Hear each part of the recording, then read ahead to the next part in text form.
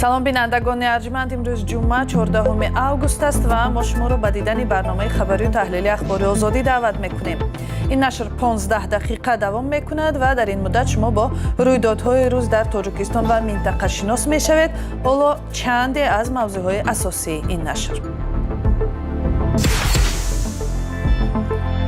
пас аз кушта шудани як шаҳрванди тоҷикистон дар натиҷаи даргириҳо дар шимоли афғонистон, нирӯҳои марзбонии тоҷикистон ба ҳолати ҷангӣ оварда шуданд.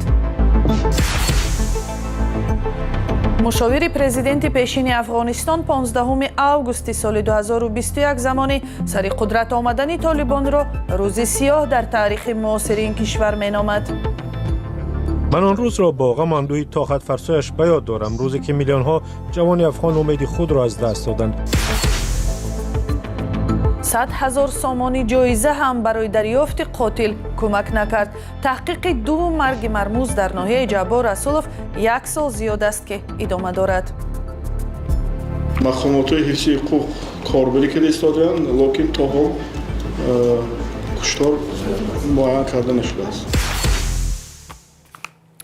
ولی برنامه رو از یک خبر اخیر شروع میکنیم. امروز بعد ساعت 15:14 به وقت دوشنبه در تاجیکستان و هم بعضی کشورهای همسایه آن در آسیای مرکزی برق قطع شد. از جمله به اطلاع خبرنگاران رادیوی آزادی قطع برق در شهرهای دوشنبه، خوجند، کولوب مشاهده شده است. اینچنین در الماتوی قزاقستان، بشکک قرغیزستان و ولایت سرخاندریای ازبکستان هم همزمان برق را خاموش کردند. وزارت انرژتیک تاجیکستان با نشر اظهارات گفت سبب رخ دادن صدمه معلوم نیست و آن تحقیق می شود، اما وزارت‌های انرژتیک قزاقستان و ازبکستان آن را به مشکل در شبکه یگانه آسیای مرکزی ربط دادند. گفته می شود حالا همه کشورها تلاش دارند مشکل برطرف شود. تا این لحظه ها که برنامه ما نشر می شود هنوز هم تامین برق در دوشنبه و دیگر منطقه های تاجیکستان برقرار نشده است. بینندگان ارجمند، آیا در منطقه زیستی شما هم برق خاموش شده است؟ به ما نویسید. وزارت کارهای خارجی تاجیکستان در رابطه با کشته شدن یک زن 21 ساله در ناحیه درواز و نقض حریم هوایی تاجیکستان به حکومت طالبان افغانستان نوت فرستاد. نهادهای دولتی تاجیکستان به ساکنان دهه‌های نزدیک مرزی مخصوصاً در ناحیه درواز هشدار دادند که بی ضرورت از خانه نبرایند. احتمال می‌رود ادامه درگیری‌ها در افغانستان به وضع مناطق نزد مرزی تاجیکستان تأثیر گذارد. تفصیلات در گزارش مولا رجب یوسفی از شهر دوشنبه. در پی آغاز درگیری‌ها میان نیروهای طالبان در بدخشان افغانستان که با تاجیکستان هم مرز است، سرحدبانان تاجیک به حالت آماده باش آورده شدند. 2 منبع آگاه در مقامات قدرتی با شرط فاش نشدن نامشان به رادیوی آزادی گفتند فرمان آمادگی مرزبانان تقریباً 1 هفته پیش صادر شد. مقامات درباره پرزور شدن نظارت در مرز تاجیکستان با افغانستان رسما چیزی نگفتند. همصحبتان ما در مقامات قدرتی میگویند که بعد کشته شدن یک ساکن 21 ساله ناحیه درواز، مقامات مسئله ارسال نیروهای علاوگی را برای نظارت مرز بررسی دارند. روز 13 اوگوست جسمینه شیرینجان ساکن دهه دشتک ناحیه درواز از سری سلاح به دستان از افغانستان کشته شد. از این زن یک فرزند یتیم ماند. رئیس جمهور تاجیکستان امامعلی رحمان به خانواده جسمینه شیرینجان همدردی کرده به مقامات دستور داده است که تربیت کودک خردسال او را زیر نظارت بگیرند.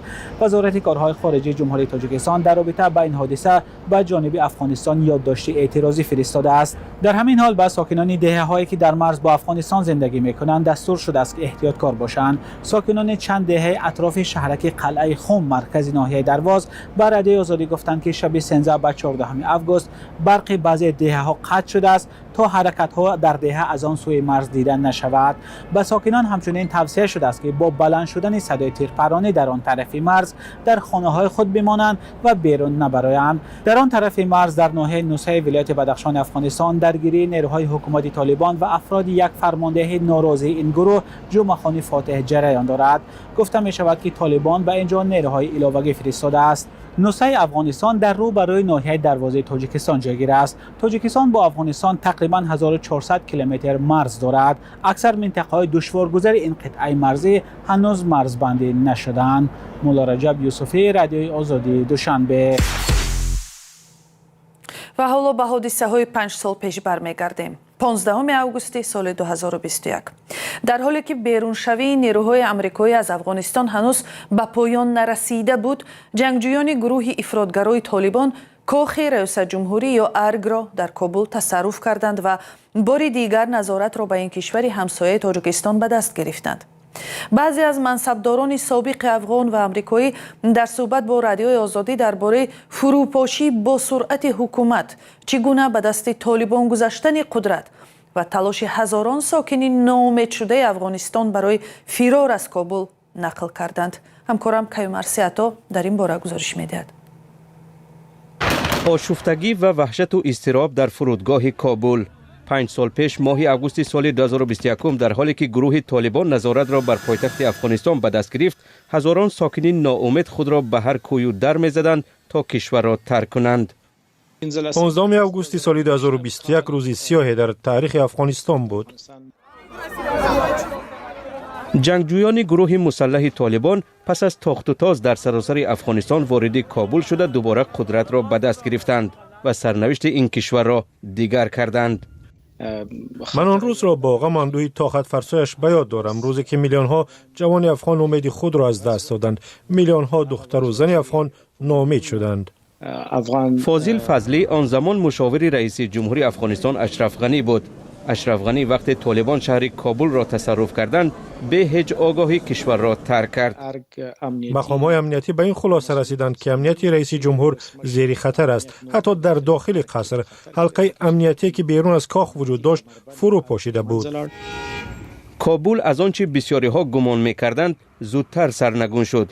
همگی چند ماه پیش از آن رئیس جمهوری وقتی ایالات متحده جو بایدن اعلان کرده بود که بیرون شدن نیروهای آمریکایی از افغانستان تا 31 اوگوست سال 2021 پایان خواهد یافت، جایی که نظامیان آمریکایی تقریباً 20 سال حضور داشتند. جیم دهارت دیپلمات آمریکایی میگوید که حمله هماهنگ شده طالبان بسیاری ها را غافلگیر کرد. آن وقت پیش از همه مرا هماهنگی و پیوند میان نیروهای طالبان به حیرت آورد. ما دیدیم که طالبان کشور را بسیار زود اشغال کردند و خیلی زود کابل را گرفتند. در بسیاری از موردها حتی به یگان تیر پیش می رفتند، زیرا در راه به سوی منطقه های گوناگون کشور سازش و معامله می کردند.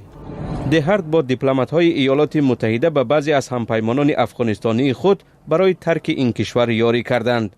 در 2 هفته زیاده از 120,000 افغانستانی شهروندان امریکا و کشورهای دیگر از افغانستان بیرون آورده شدند، اما تعداد زیادی دیگر در آنجا ماندند.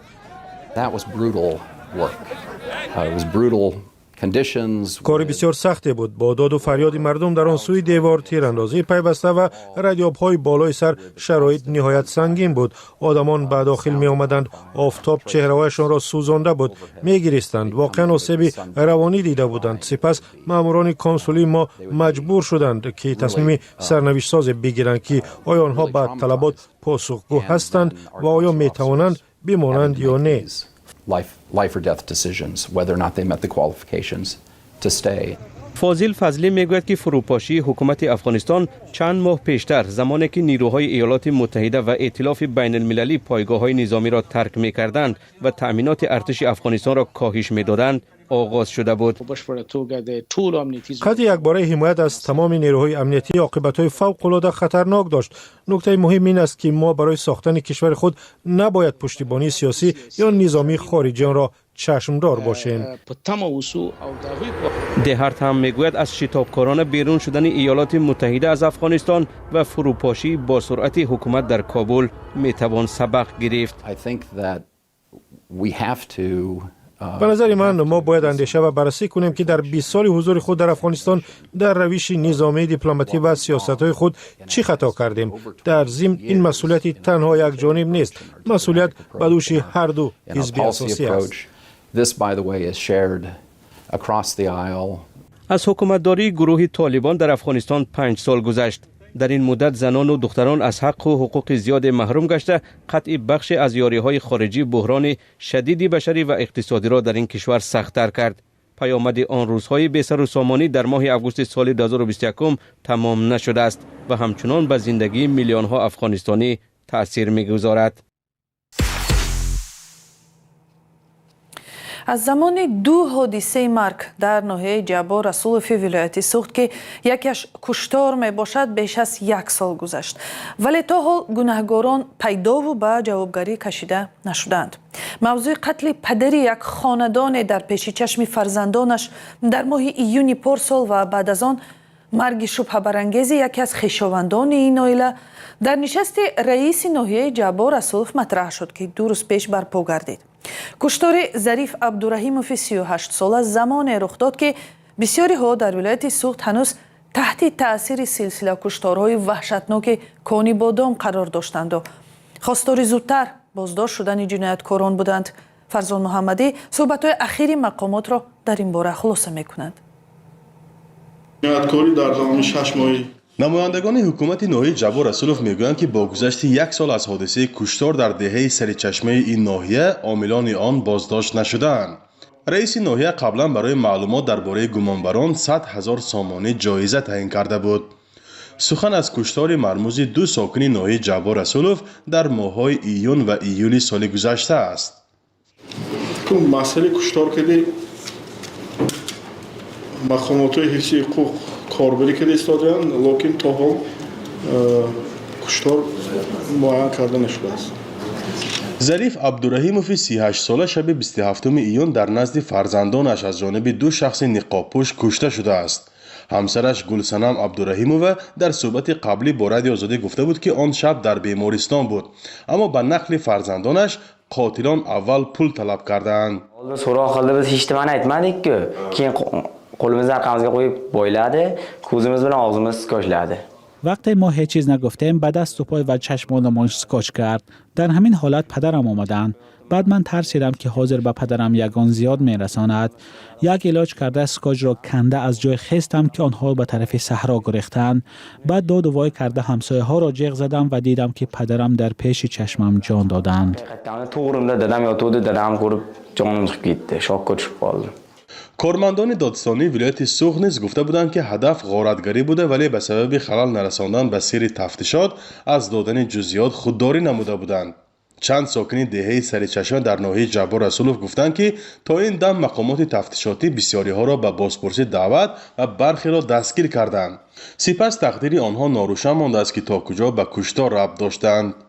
در روزهای اولی حادثه یکی از پیوندان ظریف عبدالرحیموف یعقوب ابراهیموف 50 ساله را هم مسئولان مقامات به ملیسه‌خانه و دادستانی برده درباره این موضوع پرسیدند. بعد 1 هفته قتل ظریف عبدالرحیموف او نیز 5 ایول به طور مرموز جان باخته است. پیوندانش گفتند که خودکشی کرد و رئیس ناحیه میگوید تفتیش مرگ او نیز ادامه دارد. من میخواهم که تیزتر حالت کشوده شود. آدمی که همین کار را کرده است یافته شود. همه جا تینجی است و مردم پی کار خودش است. فقط میخواهیم جنایت تیزتر آشکار شود. کشتارهای مرموز در شهر کانیبادام در سالهای گذشته در منطقه سوخت مردم را به تشویش آورده بود.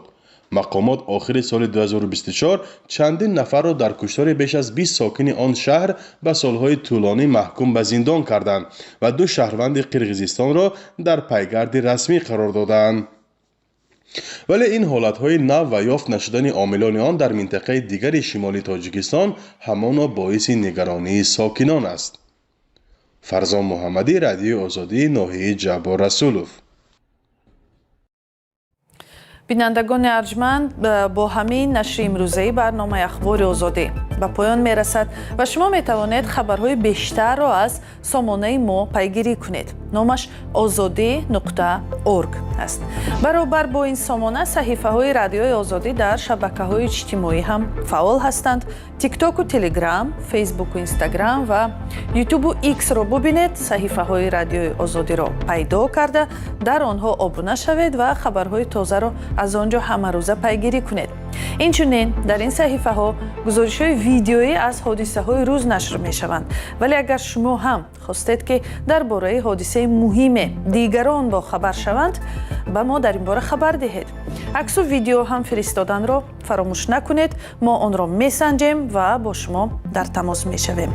فکر و اندیشه های خود را درباره این گزارش ها و حادثه های تاجیکستان می توانید با ما در میان گذارید. خلاصه در تماس باشید و تا آن زمان خداحافظ.